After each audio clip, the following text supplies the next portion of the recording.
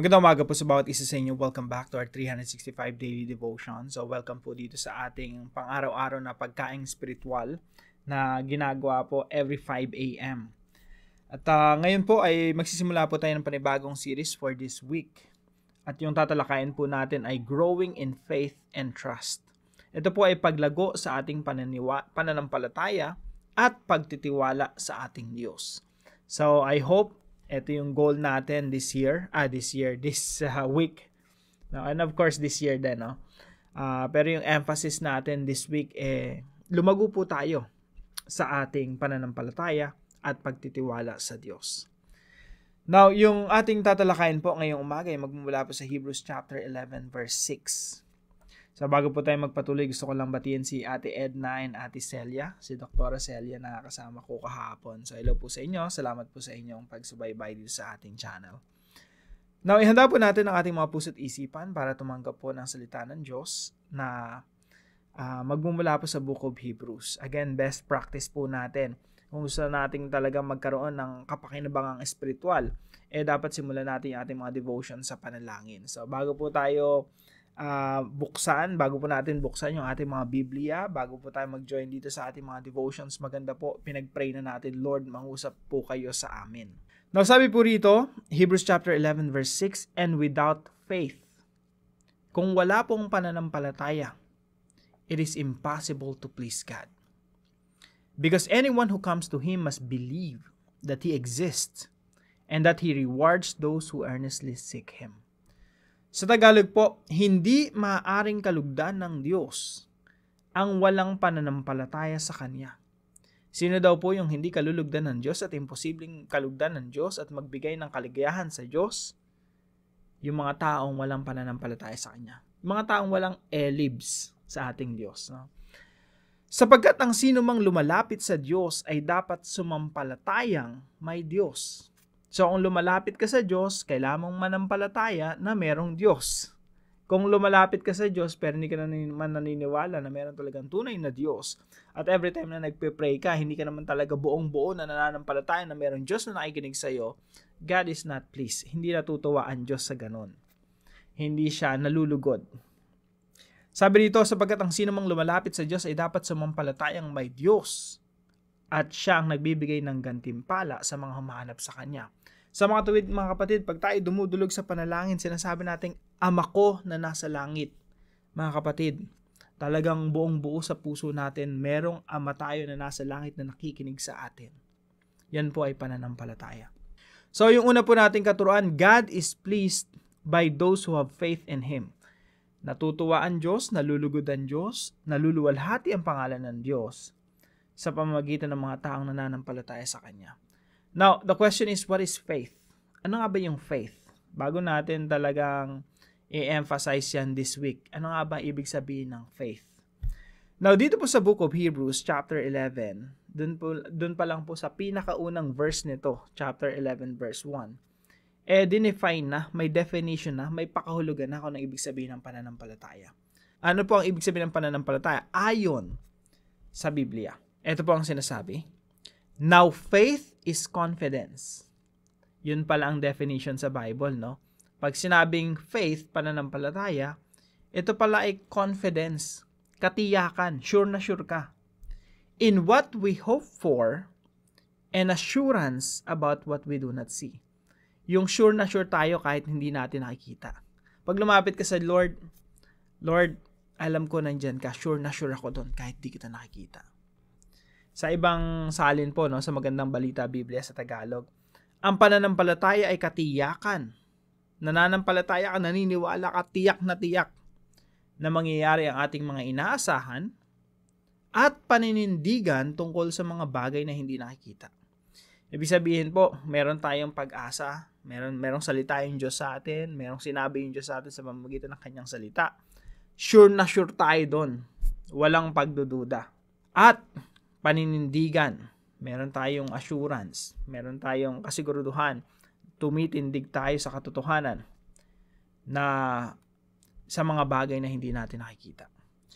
Now, yun po yung pananampalataya. At kapag tayo po yung nananampalataya sa Diyos, sure na sure tayo na merong Diyos, sure na sure tayo sa mga pangako ng Diyos, Hindi natin pinagdududahan kung ano yung promise ng Diyos sa Biblia, natutuwa yung Diyos sa atin. Kasi elibs tayo sa Kanya, no?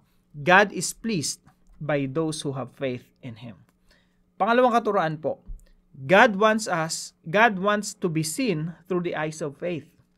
Gusto po ng Diyos na makita po natin siya sa pamamagitan ng mata ng pananampalataya. Ano po ibig sabihin nito? Ang ibig sabihin po nito ay spiritual eyes. Meron po tayong physical eyes. Ang nakikita natin ay mga material na bagay, literal, physical. Pag spiritual eyes po, ang nakikita natin mga bagay na spiritual. Nakikita natin yung pangako ng Diyos, yung katotohanan ng salita ng Diyos. Nakikita natin yung Diyos, yung presensya ng Diyos. Hindi natin nakikita yun ng physical na mata, pero nakikita natin yung spiritual na mata. Ano po ang ibig sabihin nito? Alam niyo po yung mga panahon na sinabi ng Diyos sa kanyang mga salita, nagbabasa ka ng Biblia, nangusap sa iyong banal na espiritu na huwag kang mag-alala sa problema mo, anak. Huwag kang mag-alala sa pagsubok na pinagdadaanan mo. I will provide for you. I will help you. Tapos ikaw sure ka sa sarili mo. Sure ka kasi alam mo na, Lord, galing sa inyo yun, kayo nangusap, pangako niyo yan sa Biblia. Yan po yung mga panahon na nakikita natin yung mga pangako ng Diyos, yung presensya ng Diyos sa pamamagitan ng mata ng pananampalataya. Marahil hindi natin nakikita sa physical, no? Lord, wala naman pong provision Wala namang, nawalan nga ako ng trabaho, nawalan nga ako ng, yung husband ko, nawalan ng trabaho, ng kaperahan din, walang sweldo. Tapos sasabihin nyo, kaya kong pag-aralin yung anak ko sa pamamagitan ng pananampalataya lang sa inyo. Pero ikaw, nakikita mo yung Diyos, nakikilos sa iyong buhay, sure ka. Yan po ay through the eyes of faith. Nakikita natin yung Diyos sa pamamagitan ng mata ng pananampalataya. Now, pag pinag-aralan niyo po itong Hebrews chapter 11, yung kabuuan nito, listahan po actually ito ng mga taong may pananampalataya sa Diyos. Magbibigay po ako ng halimbawa, si Noah, verse 7. Si Noah, pinagawa siya ng barko. Kasi sabi ng Diyos, magkakaroon ng baha. No? Ngayon, ito si Noah, sabi kasi ng Diyos, pauulanin niya gunawin niya yung mundo Si Noah, hindi na niya nakikita sa mata niya yung ulan, hindi niya nakikita na may threat, hindi niya nakikita yung mga ganong bagay. Pero through the eyes of faith, nakita niya yung pangako ng Diyos na ang magliligtas sa iyo, Noah, kapag sumunod ka na ng palataya at gumawa ka ng barko. At ginawa nga ni Noah yun. Kaya kasama siya sa listahan ng mga taong nananampalataya sa Panginoon na kilalugdan ng Diyos. Pangalawa po si Abraham. Si Abraham, tinawag ng Diyos, sabi ng Diyos sa kanya, Abraham, pumunta ka sa isang lugar na ituturo ko sa iyo. Against all odds, against all advice probably, no? Sinasabi siguro ng mga kapatid niya, Abraham, wag ka nang tumuloy. Hindi mo nga alam yung pupuntahan mo Ang alam mo lang, baka nananaginip ka lang. Pero siya sure siya na mayroong Diyos na tumawag sa kanya, na dadalhin siya sa isang lugar na kailangan niyang panampalatayahan na doon siya pagpapalain ng Diyos. Kahit di niya nakikita. So, God wants to be seen through the eyes of faith. Hindi mo nakikita yung pagpapala ni Lord in the future. Pero sabi ni Lord kay Abraham, Abraham, pumunta ka ron. Doon kita i-bless. Into the land that I will show you. Hindi mo pa nakikita pero pupuntahan mo pa lang, no? So sabi rito, si Noah, si Abraham, at marami pang iba. So God wants to be seen through the eyes of faith. Mga kapatid, ang relasyon po natin sa Diyos ay sa pamamagitan ng pananampalataya sa Kanya. Madalas po, hindi sa nakikita ng mata sa literal kung anong meron tayo. Kundi yung Diyos na nangangako sa atin, yun ang kailangan natin panampalatayahan. God is pleased by those who have faith in Him. God wants to be seen through the eyes of faith.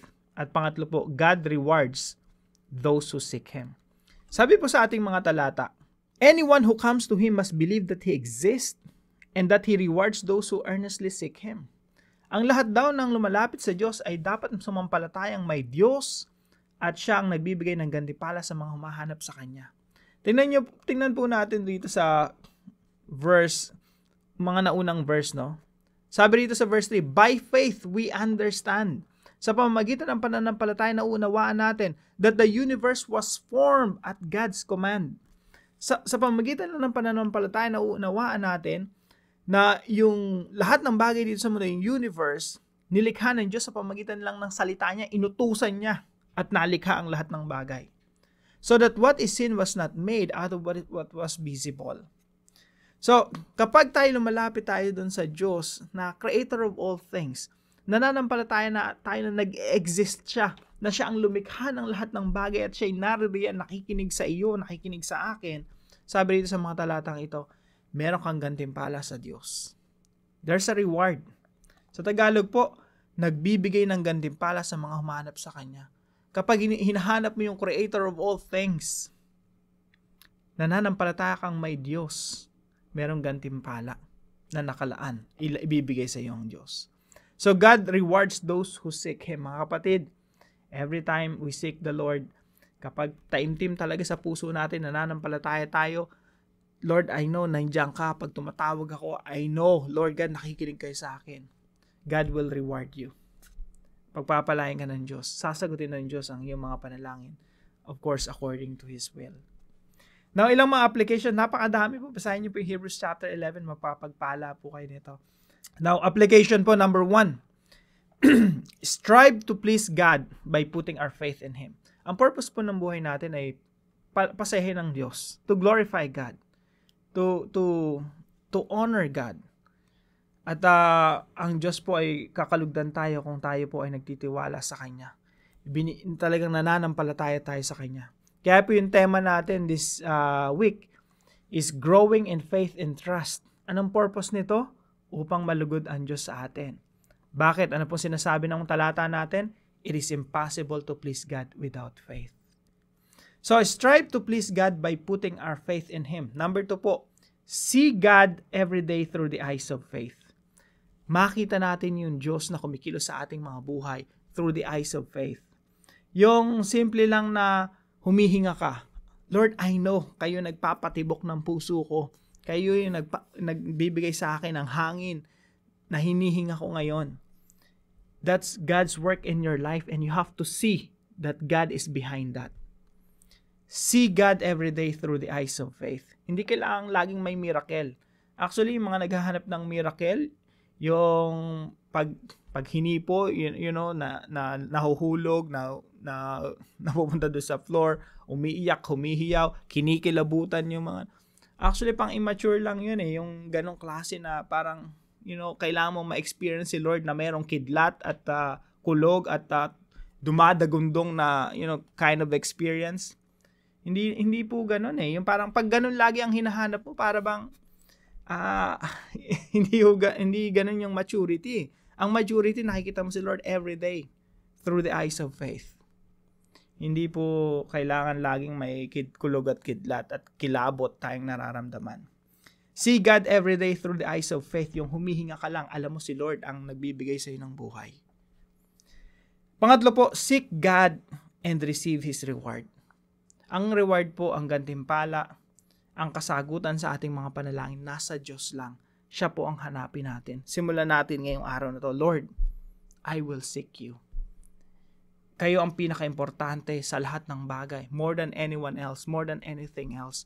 That's why I seek you, Lord. Kayo yung pinakamahalaga, kayo yung binavalue ko. That's why I seek you. And I know, Lord God, nasa inyo po yung kasagutan sa aking mga panalangin. Seek God and receive His reward. Tandaan po natin yung pangako ng salita ng Diyos. Anyone who comes to Him must believe that He exists and that He rewards those who earnestly seek Him.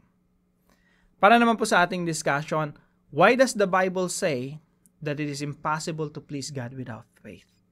Bakit nga ba sinasabi, in your own words, sa sarili mong observation sa mga talatang ito, bakit sinasabi ng Biblia na imposible nating pasahin or malugod ang Diyos sa atin kung wala tayong pananampalataya?